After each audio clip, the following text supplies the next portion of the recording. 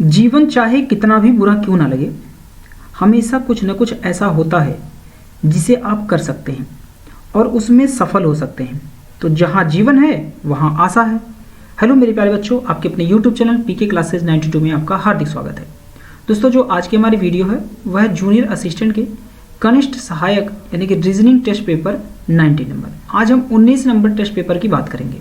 ठीक है, आगे बढ़ते हैं अपने क्वेश्चन की तरफ, जिसमें क्वेश्चन नंबर हमारा पहला दिया है कि 7 श्रमिक, जिसमें राहुल, राम, रमेश, सोहन, साहिल, अनिल और सोनू एक वृत्ताकार मेज के चारों ओर केंद्र की ओर मुख करके, यहाँ ध्यान दीजिएगा, केंद्र की ओर मुख करके बैठे हैं, परंतु जरूरी नहीं है कि वो इसी क्रम में हो। मतलब ये जो जिस क्रम में इन्होंने नाम को लिखा है उस क्रम में जरूरी नहीं है कि इसी क्रम में हो। कह रहा है कि अनिल, राम और सोनू दोनों का निकटतम पड़ोसी है। राम साहिल के दाईं ओर से दूसरे स्थान पर है। राहुल, साहिल और सोनू दोनों का निकटतम पड़ोसी है। तो साहिल के बाईं ओर से दूसरे स्थान पर कौन है? तो सबसे पहले में क्या करना है, इन दोनों के बीच में हम एक सर्कल बनाएंगे, या आप प्लस का सिंबल बना सकते हैं, जिसमें सीट डिसाइड होगी। 1 2 3 4 5 6 और 7 लोगों को बैठा दिया। हमेशा सिटिंग अरेंजमेंट को सॉल्व करने के लिए आप ध्यान रखिएगा कि कभी भी एक डायग्राम पर काम ना करके हम लोग 2 डायग्राम को एक साथ लेकर के चलने की कोशिश करते हैं। ठीक है, इससे हमारा सवाल जो होता है वो आसानी से लग जाता है, दोबारा हमें प्रश्न को पढ़ने की आवश्यकता नहीं होती है। आगे कह रहा है कि स्टेटमेंट हम पढ़ते हैं कि अनिल, राम और सोनू दोनों का निकटतम पड़ोसी है। तो यहाँ पर ध्यान रखिए, अगर हम बीच में यहीं से शुरुआत कर सकते हैं, अनिल, और अनिल जो है राम और सोनू का, ठीक है, राम और सोनू का दोनों का निकटतम पड़ोसी है। तो सोनू को यहाँ बैठा दिया, राम को यहाँ बैठा दिया।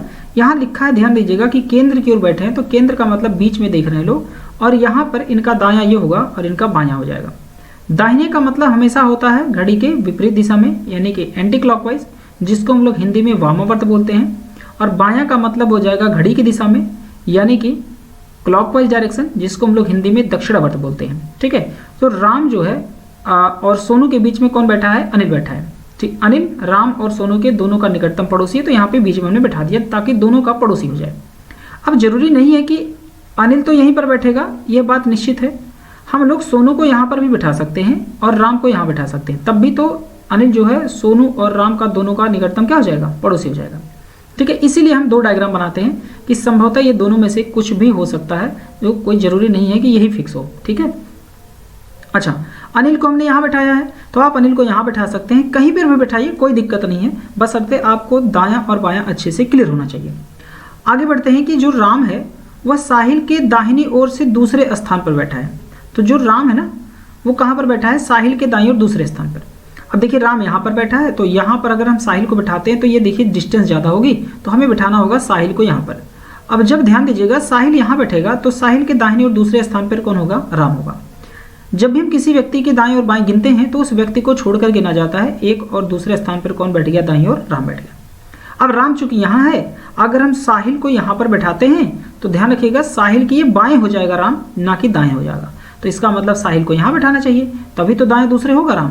तो यहाँ पर तो ऑलरेडी पहले सोनू बैठा हुआ है, तो ये बिल्कुल डायग्राम हमारा क्या हो गया? गलत हो गया। इस डायग्राम का कोई अस्तित्व नहीं है। ये डायग्राम हमारा बिल्कुल परफेक्ट चल रहा है। अब इसी को हम आगे कंटिन्यू करेंगे।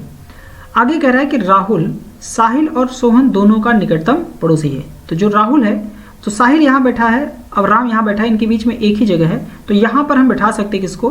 राम जो है, राहुल जो है, यहाँ पे राहुल है, साहिल और सोहन। तो साहिल यहाँ पर बैठा है, तो हम यहाँ पर बैठा देते हैं सोहन को। अगर सोहन यहाँ बैठेगा तो यहाँ पर बीच में जो बैठ जाएगा वो हो जाएगा राहुल। तो राहुल जो है साहिल और सोहन का दोनों का निकटतम पड़ोसी हो जाएगा। तो साहिल के बाईं ओर से दूसरे स्थान पर कौन बैठा है? अभी फिलहाल हमारे पास यहाँ एक सीट बची हुई है, जिसमें हम लोगों ने एक लोगों को नहीं लिखा है, जिसका नाम है रमेश। तो रमेश यहाँ बैठ जाएंगे। देखिए, 7 लोगों की सीटिंग थी, हमने 7 लोगों को सीटिंग कर दिया है। अब सवाल है कि साहिल के बाईं ओर से दूसरे स्थान पर कौन बैठा है? तो साहिल यहाँ पर बैठा है, इसका बायां इधर होगा, और बाएं दूसरे स्थान पर कौन बैठा है? सोहन, जिसका आंसर हमारा हो जाएगा ए नंबर, यानी कि पहला आंसर हमारा राइट हो जाएगा। ठीक है, सोहन जो है साहिल के बाईं ओर से दूसरे स्थान पर बैठा है। आगे बढ़ते हैं, क्वेश्चन नंबर हमारा अगला है दूसरा नंबर कि 17, उसके बाद 24, 32 और 41, उसके बाद 51, देन उसके बाद क्वेश्चन मार्क है। तो सबसे पहले इन दोनों के बीच का अंतर निकाल लेते हैं। 17 और 24 के जो बीच अंतर होगा वो अंतर हो जाएगा 7 का। 24 और 32 के बीच में जो अंतर होगा वो अंतर हो जाएगा 8 का। 32 और 41 के बीच में जो अंतर होगा वो अंतर हो जाएगा 9 का। 41 और 51 के बीच का अंतर 10 का। तो इसका मतलब आगे का जो अंतर होगा वो 11 का होगा। तो 51 में 11 जोड़ देंगे तो आंसर हमारा हो जाएगा 62। Option number D is the right answer हो जाएगा। Option number D right answer. कभी भी सीरीज की श्रृंखला को सॉल्व करने के लिए अगर पैटर्न नहीं समझ में आता है तो आप हमेशा ध्यान रखिएगा कि अंतर से श्रृंखला को सॉल्व कर लेंगे, आराम से सॉल्व हो जाएगा, ठीक है। और लगभग अंतर से 90% हमारी श्रृंखला जो होती है वो सॉल्व हो जाती है, कोई दिक्कत नहीं आती है, ठीक है। लेकिन ध्यान रखिएगा अंतर निकालते समय हमेशा कम से कम क्या करेंगे, कम से कम 2 बार अंतर निकालेंगे। कम से कम कितनी बार? 2 बार, ठीक है। ये ध्यान रखिएगा, आप कम से कम 2 बार अंतर निकालिएगा। ऐसा नहीं कि एक बार डिफरेंस निकाल दिया और पैटर्न समझ में नहीं आया तो आप बिल्कुल क्या करेंगे, छोड़ के आगे बढ़ जाएं, या ऐसा नहीं करेंगे। कम से कम इस अंतर का भी अंतर निकालेंगे तो पैटर्न आपको बिल्कुल समझ में आएगा। कम से कम 2 बार, अधिकतम अनलिमिटेड है, जितनी बार चाहें उतनी बार आप अंतर निकाल सकते हैं, कोई दिक्कत नहीं है। आगे बढ़ते हैं। क्वेश्चन नंबर हमारा अगला है कि दी गई आकृति के उस सही दर्पण प्रतिबिंब को चुनिए जो नीचे दर्शाए गए अनुसार दर्पण को m और n पर रखने पर बनेगा। तो सबसे पहले हमने दर्पण को देखिए यहाँ m और n पर रखना है, और जब रखेंगे तो ये जो k की पोजीशन होगी वो बिल्कुल एग्जैक्टली हमारी ऐसे बन जाएगी, ठीक है। यानी कि जो k की पोजीशन होगी वो हमारी इस तरह से होगा। l की जो कंडीशन बनेगी वो l ऐसे बन जाएगा। a तो a ही रहेगा, इसमें कोई परिवर्तन फिलहाल नहीं होने वाला है, a जैसे है वैसे ही रहेगा। इसके बाद w में भी कोई परिवर्तन नहीं होगा, वैसे रहेगा। o में भी कोई परिवर्तन नहीं होगा, ये तीनों वैसे ही रहेंगे। इसके बाद यहाँ पे b की अगर हम बात करें तो b का जो परिवर्तन स्वरूप होगा वो इस तरह से बनेगा। तो यहाँ पर देखिए b जो है तीसरे और चौथे विकल्प में b लिखा हुआ है, ये बदल जाएगा, इसलिए ये भी गलत हो जाएगा। अब हमारे पास a और b में से दो में से कोई एक होगा, ठीक है। तो b की कंडीशन ऐसे हो जाएगी। m भी नहीं बदलेगा तो m ऐसे ही रहेगा, और a भी नहीं बदलता है, a भी ऐसे ही रहेगा, इसमें कोई परिवर्तन नहीं होगा। r की पोजीशन बदलेगी तो r पोजीशन ऐसे हो जाएगा, जो कि देखिए b नंबर में r को सेम टू सेम लिखा हुआ है, तो ये भी हमारा गलत हो जाएगा। यानी कि b c d कैंसिल हो गया, बच्चा हमारे पास एक ही answer, option number A is the right answer. आगे बढ़ते हैं। क्वेश्चन नंबर अगला हमारा है नेक्स्ट नंबर, चौथा नंबर, कि 8 मित्र हैं, अनिल, कमल, राम, संजय, आकाश, विवेक, राहुल और रामू एक वृत्ताकार मेज के चारों ओर केंद्र की ओर मुख करके बैठे हैं, परंतु जरूरी नहीं है कि वे इसी क्रम में बैठे हों। विवेक अनिल के दाईं ओर से दूसरे स्थान पर है, कमल अनिल के बाईं ओर से तीसरे स्थान पर है, रामू विवेक के दाईं ओर से दूसरे स्थान पर है, राम रामू के दाईं ओर से दूसरे स्थान पर है, आकाश राहुल के दाईं ओर से दूसरे स्थान पर है, राहुल विवेक का निकटतम पड़ोसी नहीं है, अनिल के बाईं ओर से दूसरे स्थान पर क्या है। तो आप कुछ सेकंड लेकर के पहले प्रॉपर सवाल को अच्छे से पूरा एक बार पढ़ लिया करें। इससे क्या होगा फायदा आपको कि कुछ पॉइंट, 1-2 पॉइंट जो आगे की है वो जब आप सॉल्व करेंगे तो वो पहले ही आपको दिमाग में क्लिक करेगा कि ये पॉइंट आगे चल करके ऐसे बनने वाला है, तो हम इसको यहाँ पर बैठा सकते हैं। तो सवाल को कुछ सेकंड लगेंगे, फटाफट स्पीड में आप जरूर एक बार पढ़ लिया करें, इसके बाद आप बैठाना शुरू करें, कोई दिक्कत नहीं है। तो 8 लोगों को बैठाना है, तो हमने 8 लोगों के लिए ये जगह यहाँ पे बना दिया। सारे के सारे कहाँ देख रहे हैं, केंद्र की ओर मुख करके बैठे हैं, तो सेंटर में देखेंगे, जिसका हमारा दाहिना ये होगा और बायां ये हो जाएगा। हम हमेशा यहाँ से ही स्टार्ट करने की कोशिश करते हैं सवाल को, क्योंकि हमें यहीं से दायां और बायां इसका क्लियर हो जाता है। बहुत सारे लोग यहाँ से भी स्टार्ट करते हैं, ऊपर से भी बैठा करके, ठीक है। तो आप कहीं भी बिठाइए, कोई प्रॉब्लम नहीं है, बशर्ते हमारा जो सवाल है वो लगाने का कॉन्सेप्ट ये है कि आपको दायां और बायां अच्छे से क्लियर हो। आप जहाँ भी बैठाइए किसी को तो उसका दायां बायां क्लियर रहे, बस, ठीक है।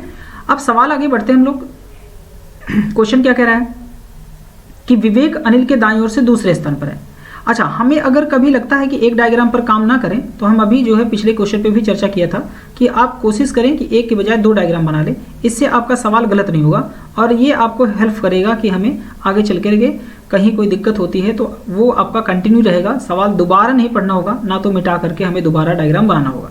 फिलहाल सवाल आसान है, कोई बहुत दिक्कत नहीं है, डिफिकल्ट नहीं है। ये सब चीज़ें बैंक में ज़्यादा होती हैं, जब आप बैंकिंग के क्वेश्चंस करते हैं तो एसएससी पैटर्न पे तो 1 से 2 बार में ही लग जाता है सवाल, कोई प्रॉब्लम नहीं आती है। बैंक सेक्टर में जब आप जाते हैं तो वहाँ पे सिटिंग अरेंजमेंट के जो सवाल होते हैं उसके डायग्राम हमें 4-4, 5-5 बनाने पड़ जाते हैं, ठीक है। तो सवाल हमारा है कि विवेक अनिल के दाईं ओर से दूसरे स्थान पर बैठा है, ठीक है। अनिल के दाईं ओर, किसके दाईं ओर है, अनिल के। तो हम लोग क्या करते हैं, पहले अनिल को यहीं पर बैठा लेते हैं, और अनिल को जब यहाँ बैठाएंगे तो हमें दायां बायां बिल्कुल क्लियर है। तो अनिल के दाईं ओर से दूसरे स्थान पर, तो ये दायां इधर होगा, तो एक और दूसरे स्थान पर हम किसको बिठा देंगे, यहाँ पे विवेक को बैठा देंगे, ठीक है। ये ध्यान रखिएगा। अब एक डायग्राम पर काम तो करेंगे लेकिन उसके साथ में हम उसका क्लोन जरूर लेके चलेंगे। तो आप रफली इसको फटाफट लिख लीजिए, अनिल और विवेक बिल्कुल सेम अभी, क्योंकि कोई परिवर्तन नहीं है। आगे बढ़ते हैं कि कमल अनिल के बाईं ओर से तीसरे स्थान पर है। जो कमल है वह अनिल के बाईं ओर से तीसरे स्थान पर। तो अनिल यहाँ पर बैठा है और इसका बायां इधर होगा, तो 1 2 तीसरे स्थान पर कौन बैठ जाएगा, यहाँ पर बैठ जाएगा कमल। ठीक है, तो यहाँ पर भी रफली बना लीजिए, 1 2 तीसरे स्थान पर यहाँ पर बैठ जाएगा कमल बैठ जाएगा। ठीक है, कमल जो है अनिल के बाईं ओर से तीसरे स्थान पर बैठा है। रामू विवेक के दाईं ओर से दूसरे स्थान पर है। जो रामू है वह विवेक के दाईं ओर से दूसरे स्थान पर है। तो ध्यान दीजिए विवेक यहाँ पर है और इनके दाईं ओर कौन बैठ जाएगा, यहाँ पे आ जाएगा रामू, क्योंकि विवेक के दाईं ओर दूसरे स्थान पर बैठा है तो हमने यहाँ पर बैठा दिया रामू को। ठीक है, इसमें कोई प्रॉब्लम नहीं। अब आगे बढ़ते हैं कि रामू के दाईं ओर से दूसरे स्थान पर है। जो राम है, ठीक है, वह जो है रामू के दाईं ओर से दूसरे स्थान पर। तो रामू यहाँ बैठा है, इसके दाईं ओर दूसरे स्थान पर कौन बैठ जाएगा, राम बैठ जाएगा। तो राम की जो पोजीशन हो जाएगी वो यहाँ हो जाएगी फिक्स। ठीक है, आकाश राहुल के दाईं ओर से दूसरे स्थान पर है। जो आकाश है वह राहुल के दाईं ओर से दूसरे स्थान पर है। ठीक है, तो आकाश जो होगा वो राहुल के दाईं ओर से दूसरे स्थान पर।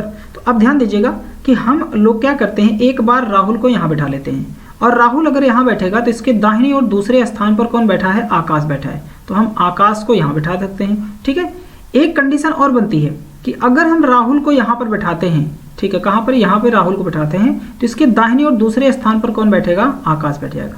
अब ध्यान दीजिएगा, इसीलिए हमने डायग्राम 2 बनाया था। अब यही आपका फायदा करेगा कि आप में से इनमें से कोई भी एक डायग्राम सही होगा, या तो ऊपर वाला या तो नीचे वाला, कोई भी एक डायग्राम सही हो जाएगा। दोबारा प्रश्न को मिटाना नहीं पड़ेगा। अगर आपने मान लीजिए ये डायग्राम बनाया है इस पैटर्न पर, तो ध्यान रखिएगा ये पैटर्न ना होकर के ये भी तो हो सकता है।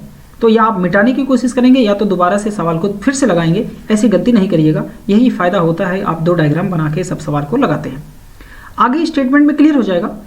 ठीक है, तो राहुल विवेक का निकटतम पड़ोसी नहीं है। यहाँ ध्यान दीजिएगा, राहुल जो है वह विवेक का निकटतम पड़ोसी नहीं है। अब ध्यान दीजिए, यहाँ पर राहुल को अगर आपने बैठाया है तो ये देखिए विवेक का निकटतम पड़ोसी हो जाएगा, जो कि यहाँ मना कर रहा है कि राहुल विवेक का निकटतम पड़ोसी नहीं है। इसका मतलब यह डायग्राम हमारा बिल्कुल क्या हो गया, गलत हो गया। और यहाँ देखिए राहुल यहाँ पर बैठा है, विवेक का निकटतम पड़ोसी नहीं है। तो ये बिल्कुल डायग्राम हमारा परफेक्ट हो गया, कोई दिक्कत नहीं है। फिर सवाल क्या कर रहा है, एक लोग बचे हुए थे और वो कौन बचा हुआ है, यहाँ पे ध्यान रखिए संजय बचे हुए थे। तो हम यहाँ पे संजय को लिख लेंगे। ठीक है, संजय को हमने यहाँ लिख लिया। 8 लोगों की सीटिंग थी, 8 लोग बैठ चुके हैं। अब सवाल है कि अनिल के बाईं ओर से दूसरे स्थान पर कौन है। अब ध्यान दीजिए, अनिल कहाँ पर बैठा है, यहाँ पर, और अनिल के बाईं ओर, किधर, बाईं ओर, बायां इधर होगा, और बाईं ओर दूसरे स्थान पर कौन बैठा है, राम बैठा है, जिसका आंसर हो जाएगा हमारा सी नंबर, यानी कि ऑप्शन नंबर सी, यानी कि राम। ठीक है, आगे बढ़ते हैं। क्वेश्चन नंबर अगला हमारा है नेक्स्ट नंबर। उस विकल्प को चुनिए जो तीसरी संख्या से, यानी कि जो तीसरी संख्या से उसी तरह से संबंधित है जिस तरह दूसरी संख्या पहली संख्या से संबंधित है। ठीक है, यानी कि 336 जिस प्रकार से 67 का रिलेशन है, देन वही हमें फाइंड आउट करना है कि यहाँ पर 43 का रिलेशन किससे बनेगा। ठीक है, तो सबसे पहले हमें देखिए 63 है और बहुत बड़ा संख्या आने का मतलब है कि ध्यान रखिएगा सबसे पहला ही कॉन्सेप्ट आपका होना चाहिए गुणा पर। किस पर होना चाहिए, गुणे पर। जैसे ही कोई बड़ा नंबर दिखे आप फटाफट गुणा कर दीजिए, और गुणा करने की विधि पहले लगाएंगे, उसके बाद फिर आपको सोचेंगे। ठीक है, तो 67 का अगर हम मल्टीप्लाई कर दें तो 6 पचे 30, यानी कि लगभग 300 जा रहा है, और 7 पचे 35 हो जाएगा। इसका मतलब 67 का अगर हम गुणा कर दें 5 से तो हमारे पास जो वैल्यू प्राप्त होगी वो 335 प्राप्त हो जाएगी। और उसमें अगर हम 1 जोड़ दें तो 300 कितना हो जाएगा, 36 हो जाएगा। मतलब गुणे 5 + 1। तो आगे भी हमें वही करना है, यानी कि 43 का गुणा कर देना है 5 में, और गुणा करने बाद +1 जोड़ना है। अगर आंसर आ गया तो ठीक है, नहीं तो कुछ दूसरा लॉजिक सोचेंगे। तो 4 पचे 20 और 3 पचे 15, यानी कि 400 कितना हो जाएगा, 215। और 215 में अगर हम लोग 1 जोड़ दें तो 216 आना चाहिए। तो इसका मतलब आंसर हमारा जो हो जाएगा वो 216 हो जाएगा। आंसर नंबर सी दिया भी है, तो बिल्कुल परफेक्ट आंसर हो गया हमारा 216। ठीक है, आगे बढ़ते हैं। क्वेश्चन नंबर अगला हमारा है 5वां नंबर। के उत्तर की ओर 10 किलोमीटर चलता है। अब ध्यान दीजिए, डायरेक्शन का सवाल है, तो एक पॉइंट बना लेते हैं, और के जो है उत्तर की ओर 10 किलोमीटर चलता है। तो यहाँ पर हम लोग के बनाते हैं और ये उत्तर की ओर क्या करते हैं, 10 किलोमीटर चलते हैं। ठीक है, उत्तर की ओर 10 किलोमीटर चलते हैं। वहां से वह दक्षिण की ओर 6 किलोमीटर चलते हैं। अब ध्यान दीजिए, यहाँ जाने के बाद वो क्या करते हैं, फिर से वो वापस आते हैं और इसी दिशा में दक्षिण की ओर कितना चलते हैं, 6 किलोमीटर। तो ध्यान देखिए, अगर ये वापस आते हैं और ये 6 किलोमीटर चलते हैं तो डिस्टेंस ये 6 किलोमीटर होगी, और ये जो बाकी बचेगी वो कितनी हो जाएगी, ये 4 किलोमीटर हो जाएगी। ठीक है, तो वापस वो दक्षिण की ओर चलते हैं 6 किलोमीटर। इसके बाद वह 3 किलोमीटर ये पूरब की ओर चलते हैं। तो पूरब की ओर चलते हैं वो कितना किलोमीटर, 3 किलोमीटर। ठीक है। अब कह रहा है अपने प्रारंभिक स्थल से वह कितनी दूर और किस दिशा में है। तो देखिएगा प्रारंभिक स्थल ये है और एंडिंग यानी कि अंतिम स्थल ये है उनका। तो इनके बीच में यहाँ पे प्लस का सिंबल आप जब बनाएंगे तो ये उत्तर हो जाएगा और ये हो जाएगा पूरब, और इन दोनों के बीच की दिशा आ जाएगी कौन सी, उत्तर पूर्व दिशा हो जाएगी। कौन सी दिशा होगी, उत्तर पूर्व दिशा हो जाएगी। तो जिसका आंसर यहाँ पर सिर्फ बी में ही लिखा है कि उत्तर पूर्व है, तो ऑप्शन नंबर हमारा B is the right answer होगा। लेकिन डिस्टेंस निकालना है फिलहाल, तो हमें पाइथागोरस नियम लगाने होते हैं, जिसमें नाम देंगे हम लोग ए, बी और सी। तो हमें ए सी निकालना है, ध्यान रखिएगा। ए सी बराबर हो जाएगा रूट में ए बी का होल स्क्वायर और प्लस में बी सी का होल स्क्वायर। फिलहाल इतना कुछ करने की जरूरत नहीं है, आप देखिए ऑप्शन से ही लगा के आगे बढ़ जाएंगे। जब आप परीक्षा में टेस्ट देंगे तो आप ऐसे ही स्मार्ट वर्क करेंगे, ये नहीं कि पूरी विधि व्यवस्था से वहाँ पे सब कुछ संपन्न करने के बाद ही ट्रिक लगाएंगे, ऐसा नहीं करिएगा, नहीं तो बहुत ज़्यादा समय नुकसान हो जाएगा, आप सवाल छूट जा सकते हैं। तो ए सी बराबर ए बी का स्क्वायर प्लस बी सी का स्क्वायर हो जाएगा। तो सबसे पहले हमें देखिएगा ए सी बराबर जो होगा वो ए बी कितना है। तो यहाँ से यहाँ तक की ए बी की बात हो रही है, तो ये 4 किलोमीटर है और यहाँ 6 किलोमीटर, तभी तो टोटल डिस्टेंस 10 किलोमीटर थी। तो यहाँ से यहाँ तक की दूरी 4, तो ए बी का हो जाएगा 4 का स्क्वायर और प्लस बी सी, बी और सी यहाँ से यहाँ तक की दूरी है 3 किलोमीटर, तो ये 3 का स्क्वायर। तो ए सी बराबर जो हो जाएगा 16 और प्लस में 9। तो ए सी बराबर जो रूट होगा वो 16 9 कितना हो जाएगा 25, यानी कि ए सी बराबर हो जाएगा 5 किलोमीटर, यानी कि जो 25 है वो रूट में वो 5 का स्क्वायर है, तो ये 5 किलोमीटर इसका आंसर हो जाएगा। क्वेश्चन नंबर अगला हमारा है 7वां नंबर। निम्नलिखित प्रश्न में कुछ कथन दिए गए हैं और उन कथनों के आधार पर कुछ निष्कर्ष दिए गए हैं। आपको यह मानना है कि दिए गए कथन सत्य हैं, चाहे वह सामान्य ज्ञात तथ्यों से अलग प्रतीत होते हों। सभी निष्कर्षों को पढ़िए और फिर निश्चय कीजिए कि दिए गए निष्कर्षों में से कौन सा निष्कर्ष तार्किक रूप से दिए गए कथनों के अनुसार है। तो सभी बाइक क्या है, साइकिल है, तो सभी बाइक साइकिल हो जाएंगे। सभी बाइक जो है क्या है, वह है साइकिल, ठीक है। अब इसके बाद कुछ साइकिल टब हैं, कुछ साइकिल क्या है, कुछ साइकिल टब हो जाएंगे, ये आंसर हो जाएगा, डायग्राम बन जाएगा हमारा। अब निष्कर्ष कहता है कि सभी टब बाइक हैं। सभी टब क्या है, बाइक है, तो ये बिल्कुल गलत है, क्योंकि यहाँ पर ऐसा कुछ भी हमारे डायग्राम में नहीं दिख रहा है, ठीक है। आगे बढ़ते हैं, अगला है कि सभी साइकिल टब हैं। सभी साइकिल जो है वो टब हैं, तो यह भी डायग्राम हमारा बिल्कुल क्या है कि सभी साइकिल, देखिए यहाँ पर है, तो सभी साइकिल टब नहीं है, इसलिए ये भी निष्कर्ष हमारा क्या होगा, गलत होगा। तीसरा है कि सभी साइकिल बाइक हैं। अब सभी साइकिल जो है वो बाइक है, ये भी बिल्कुल गलत है, क्योंकि सभी बाइक साइकिल है, ना कि सभी साइकिल बाइक है, ठीक है। तो ये भी हमारा गलत हो जाएगा। तो यहाँ पे कोई भी निष्कर्ष फॉलो नहीं करेगा, इसलिए इसका आंसर जो होगा वो ए हो जाएगा कि कोई भी निष्कर्ष कथनों के अनुसार सही नहीं है, ध्यान रखिएगा, ठीक है। ऑप्शन नंबर ए। अगला क्वेश्चन है कि 5 पेन है P1, P2, P3, P4 और P5 के भार, यानी कि जो इसका वेट है, की तुलना की जाती है, ठीक है। अब तुलना की जा रही है कि P3 का भार P1 से कम है लेकिन P2 से अधिक है, P2 का भार केवल 2 पेन से अधिक है, P5 का भार जो है सबसे कम नहीं है। यदि P5 का भार 100 ग्राम है तो P1 का भार कितना हो सकता है, ठीक है, ये सवाल दिया हुआ है। अब यहाँ पे ध्यान रखिएगा कि 5 पेन दिए गए हैं और 5 पेन में कह रहा है कि P3 का भार P1 से कम है। तो जो P3 का भार है, ध्यान रखिएगा, P3 का जो भार होगा वह किससे कम है, वह P1 से कम है, तो P1 से कम हो जाएगा P3 का भार, लेकिन P2 से अधिक है। लेकिन P2 से अधिक है मतलब यहाँ पे ध्यान रखिएगा P2 से अधिक हो जाएगा P3, ठीक है। आगे कह रहा है P2 का भार केवल 2 पेन से अधिक है। जो P2 का भार है वह केवल 2 पेन से अधिक है, इसका मतलब यहाँ पर 2 पेन होंगे, एक यहाँ पे एक यहाँ पे, इससे अधिक है, बाकी सबसे क्या है, कम है।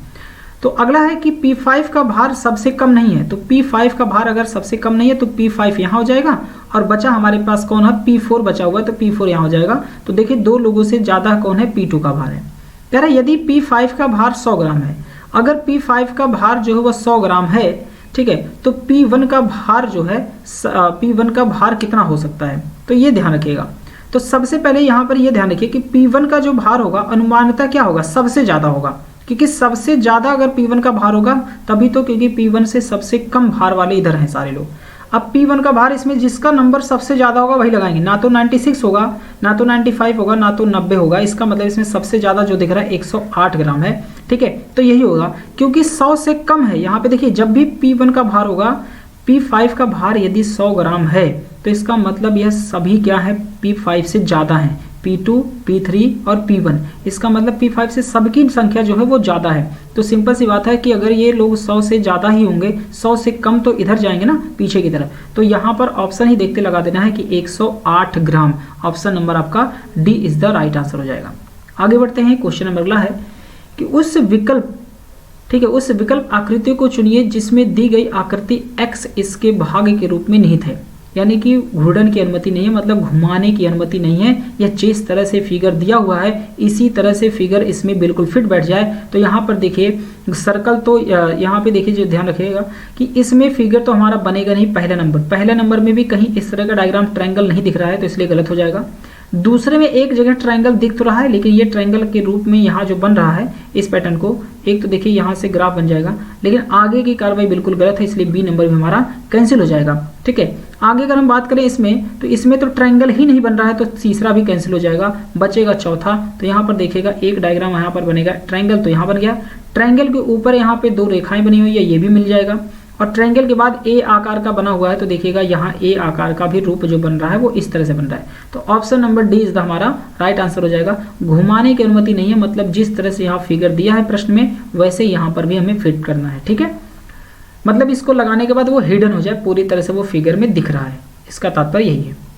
आगे बढ़ते हैं, क्वेश्चन नंबर 10 हमारा है कि रेशियो के बाईं ओर दिए गए शब्द आपस में किसी तर्क, नियम, संबंध द्वारा संबंधित है।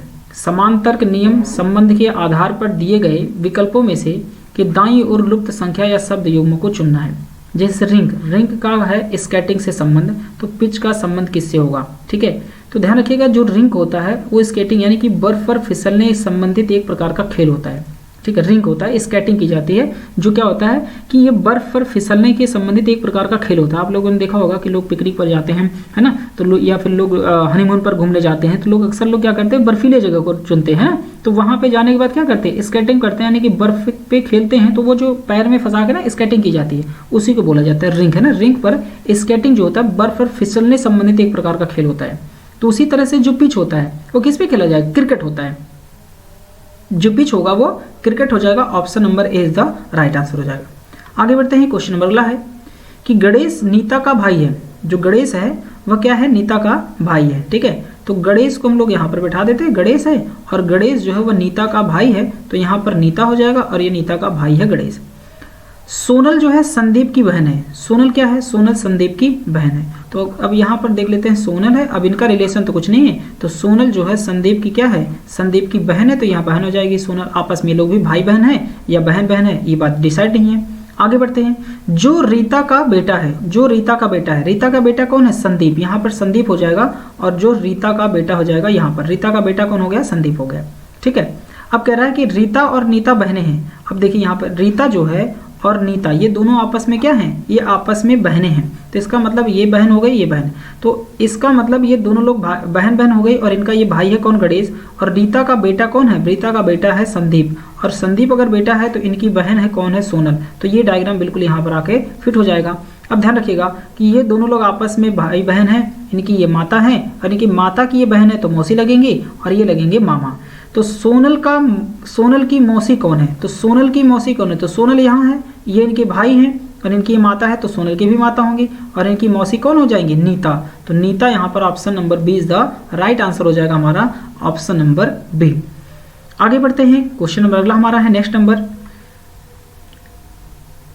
कि बाईं ओर दिए गए शब्द आपस में किसी तर्क, नियम, संबंध द्वारा संबंधित है। समान तर्क, नियम, संबंध के आधार पर दिए गए विकल्पों में से कि दाईं ओर लुप्त शब्द या शब्द युग्म को चुनिए। तो ऑमलेट का रिलेशन किससे है, अंडा से, मतलब जो ऑमलेट बनाया जाता है वो किससे बनता है, वो अंडे से बनाया जाता है। तो उसी प्रकार से डामर सड़क नहीं होगा, डामर से सड़क नहीं बनती। डामर जो है अलग बना जाता है, वो डामर का मतलब होता है कि जो पत्थर होते हैं, जो सड़कें बनाई जाती है तो वो पत्थरों के बनाए जाते हैं, ना कि, ठीक है। और यहाँ पर अयस्क धातु ये भी नहीं होगा। फर्नीचर, हाँ फर्नीचर जो बनता है वो किससे बनता है, लकड़ी से, लकड़ी से बनाई जाती है फर्नीचर। तो option number D is the right answer हो जाएगा। अंडे से बनाया जाता है ऑमलेट, उसी तरह से लकड़ी से बनाया जाता है फर्नीचर। तो option number D is the right answer हो जाएगा। आगे बढ़ते हैं, क्वेश्चन नंबर अगला है PIACES। इसके लिए दिया है इन्होंने कोड जो दिया है वो दिया है PK BC G और P। तो सबसे पहले यहाँ पे ध्यान दीजिएगा कि P है तो P यहाँ पे दिखा है तो इसका मतलब +0 हो गया है। फिर I के बाद यहाँ पे K हो गया है तो 9 और 2 कितना हो जाएगा 11 है, 2 बढ़ा दिया। उसके बाद यहाँ पे E है और E के बाद यहाँ पे B है तो यहाँ पे माइनस कितना हो गया 3। अब यहाँ पे 3 है तो फिर से यहाँ पे 3 हो गया, मतलब यहाँ पे +0। फिर यहाँ पे E है और E के बाद G है, इसका मतलब +2। और फिर S है, S के बाद यहाँ पे P हो गया, इसका मतलब -3। +0 +2 -3 +0 +2 -3 का कॉन्सेप्ट है। यही नियम को हम अगले में अप्लाई कर देते हैं, देखते हैं कि सवाल हमारा आंसर आता है या नहीं आता है। ठीक है, अब देखिए सबसे पहले हमें 0 जोड़ना है, तो पहले यहाँ पर भी O आएगा, तो O दिया ऑप्शन में, देखिए सब जगह O है तो O आएगा। इसके बाद हमें 2 जोड़ना है, तो 2 और 2 जोड़ेंगे तो 4 हो जाएगा, तो O और D हो जाएगा। देखिए सब जगह O और D लिखा हुआ है। इसके बाद -3 करना है, तो 20 में -3 करेंगे 17, 17 नंबर पे Q हो जाएगा, तो Q आंसर है। तो देखिए ODQ सब जगह दिया है, चारों ऑप्शन में। फिर से आगे बढ़ते हैं, तो A के बाद फिर 0 बढ़ाना है, तो A के बाद फिर से A ही शुरू हो जाएगा, तो हमारा D नंबर कैंसिल हो गया क्योंकि यहाँ पे B लिखा हुआ है, यहाँ तीनों जगह A है। तो आगे बढ़ते हैं, फिर I के बाद 2 बढ़ाना है, तो 9 2 कितना हो जाएगा 11, और 11 नंबर पे यहाँ क्या हो जाएगा K हो जाएगा। ठीक है, तो K बनेगा, A के बाद K हो जाएगा, तो देखिए यहाँ A के बाद L लिखा हुआ है, ये भी कैंसिल, और यहाँ A के बाद J लिखा हुआ है, तो ये भी कैंसिल, बचेगा हमारे पास option number C is the right answer. ठीक है, आगे बढ़ते हैं, माइनस हमें 3 करना है, 14 में से -3 करेंगे तो 11, 11 नंबर पे क्या आएगा, तो आंसर हमारा हो जाएगा ODQ AKK। ठीक है, तो कोशिश करिएगा कि इस तरह से स्मार्ट वर्क करिए। टेस्ट पेपर देने का मतलब है कि आप पूरे क्वेश्चन को सॉल्व करने के बजाय आप जितने जल्दी हो ऑप्शन को एलिमिनेट कर दीजिए, और कोशिश करिए जिस तरह से मैं लिख लिख के आपको समझा रहा हूँ इस तरह से आप भी नहीं लगाएंगे क्वेश्चन में, आप डायरेक्टली यहीं पर करेंगे। 16 है और ये भी 16 है तो 0 बढ़ा, 9 है और 9 के बाद 11 है तो 2 बढ़ गया, 3 है, 3 के बाद यहाँ पे B है -3 हो गया। फिर से इस तरह से, यानी कि आप लेटर को यहीं पर ही स्क्रीन पर ही बिना लिखे पेन से माउस पकड़ के ही आप इस तरह से सवाल को लगा सकते हैं, ओरल तरीके से बिना लिखे पढ़े। ठीक है, तो कोशिश करेंगे तभी स्पीड बढ़ेगी और तभी आप सिलेक्शन पाएंगे। अदरवाइज अगर इस तरह से आप, जिस तरह मैं लिख के आपको समझा रहा हूँ, अगर इसी तरह से आप सॉल्व करेंगे तो ये गड़बड़ तरीका है।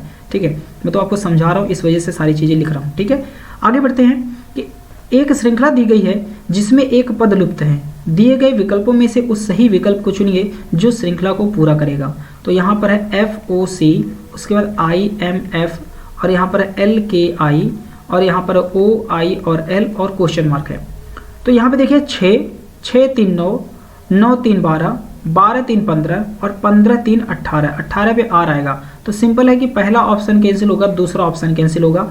अब आगे बढ़ लेते हैं 15, 15 के बाद 13 -2, 13 के बाद 11 -2, 11 के बाद -2 9, और 9 में से -2 करेंगे 7, 7 पे G आ जाएगा। तो यहाँ पे तीसरा ऑप्शन भी cancel, option number 4 is the right answer. देखिए इस तरह से सवाल को आप करेंगे बिल्कुल स्पीड में। अब एक बार समझ लेते हैं जिसको भी दिक्कत है। ठीक है, 6 नंबर है, यह 9 नंबर पर है, यह 12 नंबर पर है, यह 15 नंबर पर है, और यह हो जाएगा 18 नंबर। कैसे बढ़ा, देखिए 6 में हमने 3 बढ़ाया तो 9 हो गया। फिर यहाँ पे पहले लेटर से पहले लेटर तुलना करेंगे तो फिर से 3 बढ़ा। फिर से हमने अगर 15 की तरफ बढ़ते हैं तो फिर से 3 बढ़ा, और फिर से हमने 3 बढ़ा दिया तो यहाँ पे कितना हो गया 18, यानी कि R हो जाएगा। ठीक है, ध्यान रखिएगा। फिर यहाँ देखिए दूसरे नंबर पे ये 15 नंबर है, यह 13 नंबर है, और यह 11 नंबर है, और यह 9 नंबर है, और यह है 7 नंबर। तो हमने वही सेम कॉन्सेप्ट किया है कि 15 से 13 की तरफ बढ़ते हैं तो -2 हो गया है, 13 से फिर 11 की तरफ बढ़ते हैं तो -2 हो गया है, फिर 11 से 9 की तरफ बढ़ते हैं तो -2 हो गया, और 9 से फिर हमने -2 किया तो हमें 7 प्राप्त हो गया। अब आगे ध्यान दीजिएगा, इतने पे हमारा आंसर लग गया था फिलहाल। अब आगे है देखिए 3, 3 के बाद फिर यहाँ पे 6, 6 के बाद 9, 9 के बाद 12, और 12 के बाद फिर क्या होगा, तो ध्यान दीजिएगा 3 और 6 के बीच में कितना बढ़ा है, फिर से यहाँ पे +3 हुआ है। फिर 6 के बाद यहाँ पे 9 है, और फिर से यहाँ पे देखिएगा 3 बढ़ा है, और 9 के बाद यहाँ पे फिर से 12 है, तो यहाँ पे कितना बढ़ गया 3। अब 12 में हमें फिर से 3 बढ़ाना है, तो 12 और 3 15, 15 नंबर पर O आ जाएगा, तो RGO आंसर हो जाएगा। ध्यान रखिएगा जिसका आंसर होगा D number is the right answer हो जाएगा। ठीक है, RGO। आगे बढ़ते हैं, क्वेश्चन नंबर अगला हमारा है 15 नंबर। किसी घड़ी के घंटे की सुई 1 मिनट में कितने डिग्री घूमती है। ठीक है, तो सबसे पहले यहाँ पे ये समझिए आप कि घड़ी की घंटे वाली सुई जो है, यानी कि 1 घंटा अर्थात यानी कि 60 मिनट हो जाएगा। ठीक है, तो 60 मिनट में जो घड़ी वाली सुई घूमती है वह घूमती है 30 डिग्री। कितना डिग्री घूमती है, 30 डिग्री घूमती है 60 मिनट में। 60 मिनट का मतलब हो जाएगा 1 घंटा। ठीक है, 1 घंटे में किसकी बात कर रहा है कि एक घड़ी के घंटे की सुई, किसकी बात हो रही है, घंटे की सुई। ठीक है, 1 मिनट में कितने डिग्री घूमती है, तो यह ध्यान रखिएगा 1 घंटा बराबर होता है 60 मिनट, और 1 घंटे में घंटे वाली सुई चलती है कितने डिग्री, 30 डिग्री चलती है। ठीक है, जैसे एक घड़ी है और इस घड़ी में, ठीक है, घड़ी में मान लीजिए जो घड़ी में अगर किसी घड़ी में कितना बज रहा है, 3 बज रहा है, तो ये 4 पे अगर आना है तो घंटे वाली सुई के लिए कितने डिग्री चलना पड़ेगा, 30 डिग्री, यानी कि एक ब्लॉक के बराबर जो होता है वो 30 डिग्री होता है। ठीक है, तो इस तरह से जो है 1 घंटा बराबर कितना, 60 मिनट, 60 मिनट में कितनी चलती है, 30 डिग्री। तो 1 मिनट बराबर वैल्यू हमें निकालना है, तो 1 मिनट में कितना चलेगी, तो 30 बटे कितना कर देंगे, 60 कर देंगे। तो जो वैल्यू आएगी वो कितना आ जाएगी, 1 बटे 2 डिग्री। कितना आ जाएगा, 1 बटे 2 डिग्री, जिसका आंसर होगा हमारा सी नंबर। क्या हो जाएगा आंसर हमारा, सी नंबर हो जाएगा। ठीक है, 1 बटे 2 डिग्री चलेगी। तो दोस्तों ये 15 क्वेश्चन थे हमारे। अगर आपको वीडियो पसंद आई हो तो प्लीज़ वीडियो को लाइक करिएगा और अपने दोस्तों के साथ इसको शेयर जरूर करिए, और अगर चैनल पर नए हैं तो सब्सक्राइब करना नहीं भूलेगा। इस तरह से हम लोग टेस्ट पेपर ढेर सारे करेंगे। ठीक है, हर एग्जाम के टेस्ट पेपर सॉल्व कराऊंगा, एसएससी के हों चाहे एमटीएस को, सबके सिस्टम से हम लोग कंटिन्यू करते रहेंगे लगातार। अभी टाइम की थोड़ी सी बाउंडेशन है, इस वजह से समय नहीं मिल पाता है। हम लोग कोशिश करेंगे कि इसके ग्रुप डी के टेस्ट पेपर जल्द से जल्द शुरू कर दें। ठीक है, और हिंदी के टेस्ट पेपर भी इसके साथ में कराने की कोशिश करता हूं कि अगर जूनियर असिस्टेंट के हिंदी के भी टेस्ट पेपर हम लोग सॉल्व कर लें। तो मिलते हैं दोस्तों नेक्स्ट वीडियोज़ में, तब तक के लिए थैंक यू।